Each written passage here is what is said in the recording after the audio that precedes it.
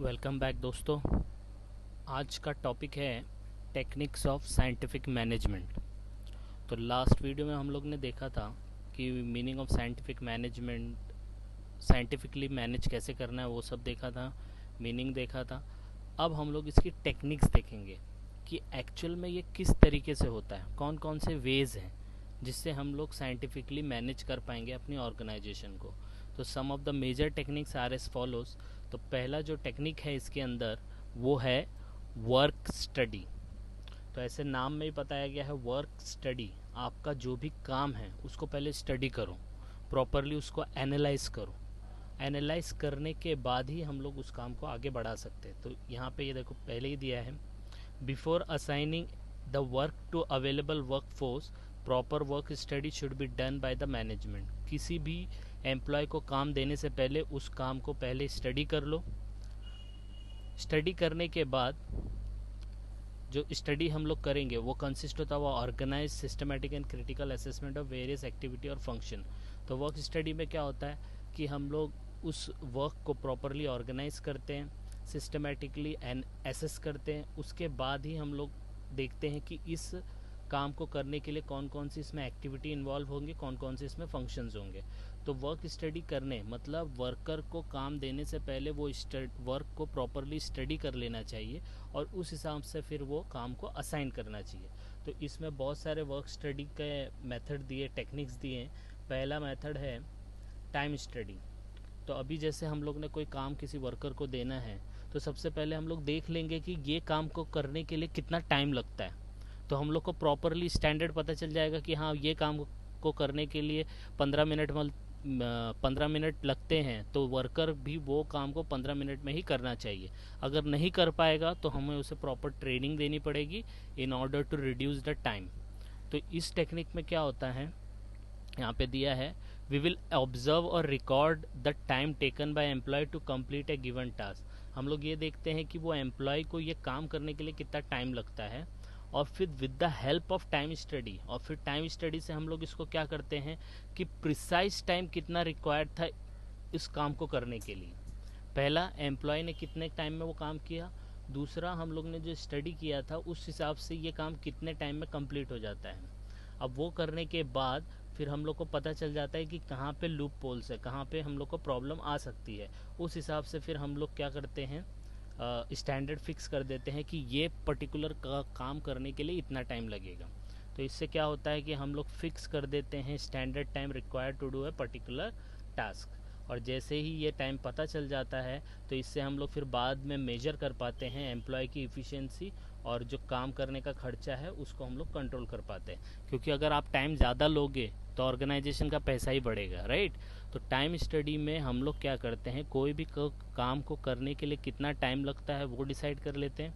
फिर जो एम्प्लॉय जितना काम, वो काम को करने के लिए कितना टाइम लेता है वो देख लेते हैं। फिर दोनों में हम लोग एनालाइज करके देखते हैं कि एक्चुअल में इस काम को करने के लिए कितना टाइम लगना चाहिए। फिर वही स्टैंडर्ड सेट कर लेते हैं और बाद में जब भी एम्प्लॉय को वो काम दिया जाएगा तो हमें उस स्टैंडर्ड से उसको कंपेयर करेंगे, तो पता चल सकेगा कि एम्प्लॉय उस काम को प्रॉपरली कर पा रहा है कि नहीं कर पा रहा है। तो this is about time study.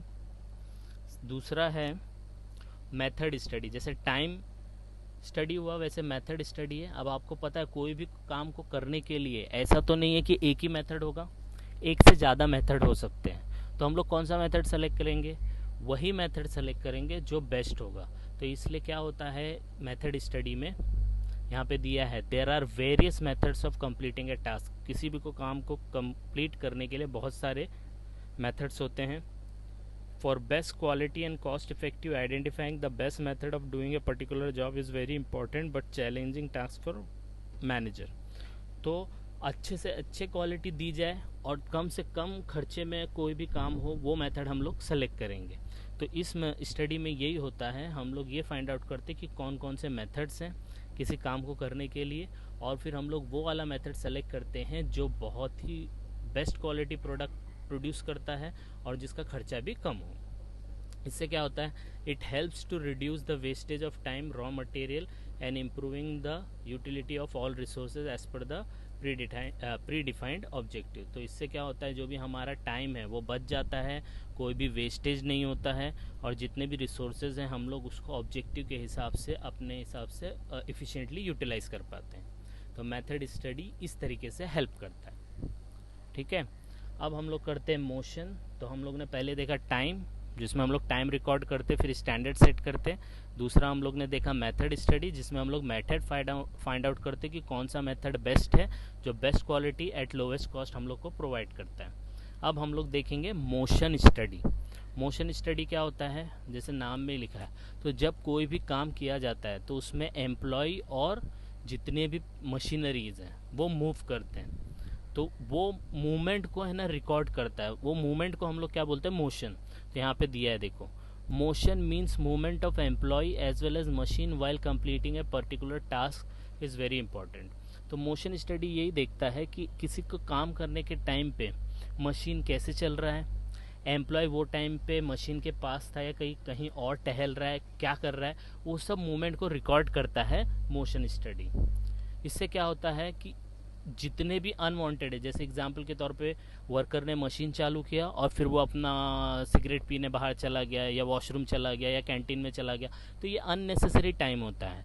तो मोशन स्टडी से ये पता चलता है कि जब वो काम स्टार्ट हुआ था तो वो टाइम पे एम्प्लॉय कहाँ कहाँ मूव किया, तो उस मूवमेंट को सब रिकॉर्ड करते हैं, उस मूवमेंट को पूरा स्टडी करते हैं, और जो भी अनवांटेड मूवमेंट होता है उसको फिर कट करते हैं। तो यहाँ पे यही दिया है, it is helpful in eliminating unnecessary motion and finding the best method of doing a particular job। तो इसमें क्या होता है, जो भी अननेसेसरी मोशन होता है कि एम्प्लॉय इधर उधर अगर टहल रहा है तो उस टाइम को हम लोग कट करते हैं, जिससे क्या होता है, it will improve the efficiency of the employee. तो जो टाइम वो अपना सिगरेट पीने में और कैंटीन में जाके वेस्ट करता था, वो चीज़ हम लोग वापस प्रोडक्शन में डाल के उसको इफ़िशिएंटली यूज़ कर पाते हैं। तो मोशन स्टडी ये सब फाइंड आउट करता है। तो क्या करता है मोशन स्टडी, मोशन स्टडी ये बताता है कि जब प्रोडक्शन स्टार्ट होता है तो एम्प्लॉय और मशीन कहाँ कहाँ मूव करते हैं। तो मशीन तो मूव नहीं करेगा, मशीन तो वहीं होगा, लेकिन एम्प्लॉय कहाँ कहाँ मूव करता है, तो वो मूवमेंट को वो रिकॉर्ड करता है, स्टडी करता है। अगर वो मूवमेंट प्रोडक्शन से रिलेटेड है तो गुड, लेकिन अगर वो अनवांटेड है तो वो स्टडी से पता चलेगा कि इस मोशन को, इस पार्ट को हम लोग अगर नहीं करेंगे तो और इफ़िशिएंटली हम लोग का प्रोडक्शन आगे चल सकता है। तो this is all about motion study. Next study होता है फटीग। फटीग स्टडी मतलब, फटीग बोलते हैं हिंदी में थकावट। अभी आपको पता है कि अगर एम्प्लॉय लगातार काम करता रहे तो उसमें थकावट आ जाती है और धीरे धीरे उसका क्वालिटी भी कम हो जाता है। तो ये स्टडी भी करना बहुत ज़रूरी है। तो लॉन्ग, यहाँ पे देखो दिया, generally long working hours without sufficient break, target pressure, heavy working tools and poor working condition result into physical and mental stress, that is fatigue. क्योंकि बार बार काम करते रहेंगे, कुछ ब्रेक नहीं मिलेगा, प्रेशर रहेगा, फिर अपना एनवायरनमेंट वैसा अच्छा नहीं होगा, तो उससे क्या होता है, फिजिकली और मेंटली है ना थकान महसूस होती है एम्प्लॉयज़ को। तो ये स्टडी करता है कि किन किन चीज़ों से वर्कर लोग को थकान महसूस होती है, और जब ये थकान होगी तो it has an adverse effect on the health and efficiency of the employee. जब थकान होएगी तो क्वालिटी पे इफेक्ट आएगा ही आएगा, राइट। तो ये स्टडी से हम लोग को ये फाइंड आउट होता है कि जो हम लोग कौन कौन से स्टेप ले सकते हैं और ये जो थकान हो रही है एम्प्लॉयज़ के बीच में उसको कैसे कम किया जा सके, जिससे कि उनकी इफ़िशियंसी इम्प्रूव हो सके। क्योंकि ऑर्गेनाइजेशन का सक्सेस पूरा का पूरा प्रोडक्ट पे डिपेंड होता है, और प्रोडक्ट का प्रोडक्शन पूरा का पूरा किसके ऊपर डिपेंड करता है, एम्प्लॉयज़ पे। तो एम्प्लॉयज़ की जो भी थकान है, वो थकान, वो फटीग क्यों हो रहा है, उसका स्टडी करो। स्टडी करने के बाद उसको फिर एलिमिनेट करो। एलिमिनेट करेंगे तभी एम्प्लॉय का एफिशिएंसी बढ़ेगा, उसी हिसाब से प्रोडक्टिविटी बढ़ेगा, उसी हिसाब से क्वालिटी प्रोडक्ट आएगा, और फिर ऑर्गेनाइजेशन का नाम होगा। तो फटीग स्टडी वो करता है। तो इन दिस वर्क स्टडी में हम लोग ने 4 स्टडी देखा। एक टाइम स्टडी, कितना टाइम लगता है, दूसरा हम लोग ने देखा मोशन स्टडी, तीसरा हम लोग ने देखा मेथड स्टडी, और चौथा हम लोग ने देखा फटीग स्टडी। तो ये चारों स्टडी करेंगे तो scientifically we can improve our production. Understood. तो this is all about the first topic, first heading. Now the second one is standardisation of tools and equipment. इसका मतलब क्या होता है, तो टूल्स और इक्विपमेंट मतलब वो चीज़ होती है जिनकी वजह से हम लोग प्रोडक्शन कर पाते हैं बिजनेस में। ऑर्गेनाइजेशन में, तो उनका स्टैंडर्डाइजेशन होना चाहिए। मतलब ऐसे ही पुराने टूटे फूटे मशीन और टूल्स का इस्तेमाल नहीं होना चाहिए। They should be standardise format, वो एकदम अच्छे होने चाहिए, जिसकी वजह से वो क्या होगा कि जो भी प्रोडक्शन होगा विदाउट एनी वेस्टेजेस होगा। अगर देखो नया मशीन आप लोगे तो वो स्मूथली वर्किंग करेगा, और अगर आपने पुराना मशीन ले लिया तो टाइम भी उतना वेस्ट हो रहा है, मटेरियल भी, रॉ मटेरियल भी उतना जा रहा है, लेकिन उस तरीके का प्रोडक्शन, क्वालिटी प्रोडक्शन नहीं हो पा रहा है। तो इसलिए स्टैंडर्डाइजेशन ऑफ टूल्स और इक्विपमेंट का मतलब होता है कि आप जो भी टूल्स और इक्विपमेंट यूज़ करोगे वो स्टैंडर्ड के होने चाहिए, जिससे क्या होगा, अपना वेस्टेज कम होगा, और वेस्टेज कम होगा तो हम लोग क्वालिटी प्रोडक्ट को प्रोड्यूस कर पाएंगे। तो इस टॉपिक में यही बोला गया है, with the result of experiment conduct at work place, Taylor advocated standardisation of tools और इक्विपमेंट। अच्छे टूल्स और इक्विपमेंट का यूज़ करो। Standardise working environment, method of production help to reduce spoilage and wastage of material, cost of production, fatigue among worker, and it improves quality of work. अगर standardise करोगे जिससे production में help होगा, wastage कम होगा, लोगों में, worker लोग में थकान कम होगी। क्योंकि अगर आपको पता है, अगर कोई मशीन कोई ऑपरेट कर रहा है और वो बार बार बंद पड़ रहा है, तो वर्कर लोग भी परेशान हो जाते हैं, यार ये बार बार बंद हो रहा है, तो हम लोग को मतलब उतना वो इफ़िशिएंट नहीं हो पाते, वो थक जाते कि यार ये बार बार प्रॉब्लम क्रिएट कर रहा है, तो मज़ा नहीं आ रहा है काम करने में। तो स्टैंडर्ड टूल्स एंड इक्विपमेंट होंगे तो वर्कर लोग को भी काम करने में अच्छा लगेगा।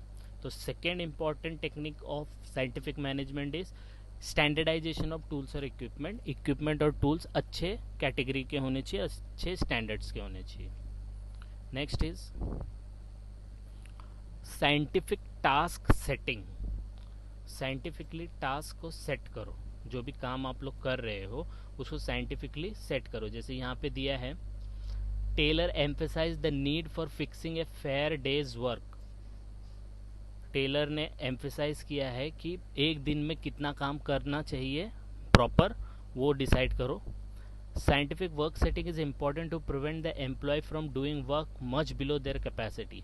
इतना भी, मतलब जब हम लोग साइंटिफिकली टास्क को सेट करेंगे, जैसे एग्जांपल के तौर पे कोई वर्कर है, तो वर्कर को मिनिमम 8 घंटा काम करना है, that is the standard scientific task setting. इतना तो करना ही है। अगर इतना नहीं करेगा तो उसकी कैपेसिटी के हिसाब से वो कम काम कर रहा है। अब जब कैपेसिटी के हिसाब से कम काम पर कर रहा है तो प्रोडक्शन कम होगा तो उस तरीके से प्रॉफिट भी कम जनरेट होगा। तो it will helps in deciding, और एम्प्लॉय को प्रिवेंट करता है कि अपनी कैपेसिटी से कम काम नहीं करना है। तो टास्क सेटिंग हेल्प करता है कि एम्प्लॉय को आपकी जितनी कैपेसिटी है उतना कैपेसिटी पे आपको काम करना ही करना है। By using this technique, employee will complete the task according to standard given and management and keep the proper control on optimum utilization of workforce। जब हम लोग टास्क सेट कर देंगे कि भाई आपको 8 घंटा काम करना है और इतना काम ये 8 घंटे में होना चाहिए, तो वो अपना टास्क स्टैंडर्ड जो हम लोग ने सेट किया था स्टार्टिंग में उसके हिसाब से अपने टास्क को कंप्लीट कर पाएंगे, राइट। और जो भी हमारे वर्कफोर्स रहेंगे वो भी आइडल नहीं बैठे रहेंगे, उनका भी हम लोग ऑप्टिमम यूटिलाइजेशन कर पाएंगे। तो साइंटिफिक टास्क सेटिंग हेल्प करता है कि एम्प्लॉयज़ की जितनी कैपेसिटी है एटलीस्ट उतनी कैपेसिटी पे वो काम कर पाए, जिससे क्या होगा कि वो टास्क प्रॉपरली कंप्लीट हो पाएगा as per the standard. Next, scientific selection and training, ये बहुत ही इंपॉर्टेंट है। मैनेजमेंट जो भी एम्प्लॉयज़ को सेलेक्ट करता है और उनको ट्रेनिंग देता है, दैट शुड बी साइंटिफिकली। ऐसे ही किसी को अपॉइंट नहीं कर लेने का, ऐसे ही किसी को कुछ भी ट्रेनिंग नहीं दे देने का। साइंटिफिकली सेलेक्ट करो, जो भी उनका प्रोसीजर है, पहले इंटरव्यू है या वो प्रॉपरली उस मशीन को ऑपरेट कर पाते कि नहीं कर पाते, वो सब प्रॉपरली सेलेक्ट करो, ट्रेनिंग प्रोवाइड करो, तभी हम लोग as per the standard efficiency को इंक्रीज कर पाएंगे। तो यहाँ पे दिया गया है, management can select the right person for the right job by using scientific selection procedure. Right job, जो जॉब के लिए जो पर्सन की ज़रूरत है उसको सेलेक्ट कर पाएगा management using the scientific selection method. It needs to fix job specification as per the requirement. तो बताएगा कि भाई मैनेजमेंट, कंपनी बताएगा कि भाई ये काम करना है तो ये स्पेसिफिकेशन है, तो ये जिनको भी आता है, अभी जैसे गारमेंट का फैक्ट्री है, गारमेंट की फैक्ट्री में टेलर चाहिए, तो टेलर जिनको वो शर्ट या पैंट जो भी वो बनाता है, वो अगर उनको आता है बनाने, तो ही उनको सेलेक्ट किया जाएगा, अदरवाइज नहीं किया जाएगा। तो जॉब स्पेसिफिकेशन बता दो। तो टेलर दो होते हैं, एक लेडीज़ होता है एक जेंट्स होता है। अगर जेंट्स गारमेंट का फैक्ट्री है तो वहाँ पे लेडीज़ का काम नहीं है, और जहाँ पे लेडीज़ गारमेंट का फैक्ट्री है तो वहाँ पे जो जेंट्स के कपड़े सिलता है उनका काम नहीं है। तो there should be a need to fix the job specification as per the requirement. तो जो रिक्वायरमेंट के हिसाब से स्पेसिफिकेशन होगा वो स्पेसिफाई करना पड़ेगा, और उस बेसिस पे एम्प्लॉय को सेलेक्ट करना पड़ेगा। और एक बार एम्प्लॉय सेलेक्ट हो जाते हैं तो उनको फिर हम लोग प्रॉपरली ट्रेनिंग प्रोग्राम दे सकते हैं। यहाँ से स्टार्ट कर सकते हैं आप। After selection management should provide proper training and programme to increase their efficiency. जब उनको पता है कि हाँ ये एम्प्लॉय ये काम प्रॉपर कर पाएगा क्योंकि ये इसी फील्ड का है, तो उसको और अच्छे से ट्रेनिंग देंगे तो वो उस काम को और अच्छे से कर पाएगा। तो there should be a scientific selection and training of employees. Next, functional organisation. अब ऑर्गेनाइजेशन शुड बी फंक्शनल। तो इसमें क्या होता है कि एक्चुअल में प्लानिंग कोई और करता है, इम्प्लीमेंटेशन कोई और करता है। तो इसकी वजह से क्या होता है कि जो एम्प्लॉय होता है एग्जीक्यूशन लेवल पे, वो दो लोग की बात सुनते हैं। यहाँ पे जैसे दिया है, planning is separated from implementation, that means planning is done by different people and actual work is supervise by different people. मतलब मैनेजमेंट प्लान कर देता है और उनको बोलते हैं ये काम हो जाना चाहिए, और वो काम जो करते हैं उनको सुपरवाइज करने वाले अलग होते हैं। तो that means every worker will be supervise by two different set of supervisor. तो ऐसा होता है जैसे जो टॉप मैनेजमेंट है वो डिसाइड करता है कि भाई 100 यूनिट हम लोग को ये प्रोडक्ट का बनाना है। अब 100 यूनिट हम लोग ये प्रोडक्ट का बनाएंगे, तो ये हम लोग ने मैनेजर को बोल दिया। अब मैनेजर अपने एग्जीक्यूटिव को बोलेगा, तो एग्जीक्यूटिव जो काम करेगा वो टॉप मैनेजमेंट सुपरवाइज नहीं करेगा, वो कौन करेगा?